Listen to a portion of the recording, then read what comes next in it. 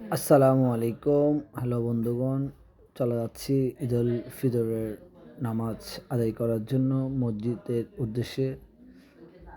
এখন আমরা মসজিদে যাব।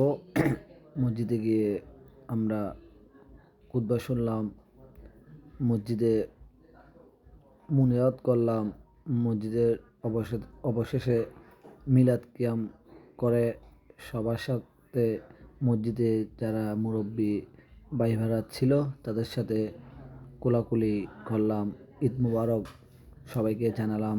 অবশেষে আমরা এখন কবরস্থানে যাচ্ছি দাদা দাদি আমার আব্বুর কবর জিয়ারত করার জন্য।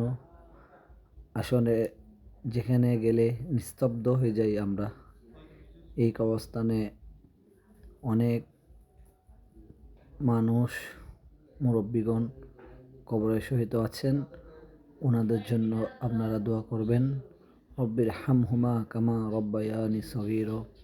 রমজান মাস শেষ, কবরবাসী কান্না করছে, আপনারা বেশি বেশি কবরবাসীর জন্য দোয়া করবেন। আমার আব্বুর জন্য দোয়া করবেন যেন প্রত্যেক কবরবাসীকে জান্নাতুল ফেরদৌস নসিব করে। আমিন। আসসালামু আলাইকুম ওয়া রাহমাতুল্লাহি ওয়া বারাকাতুহু।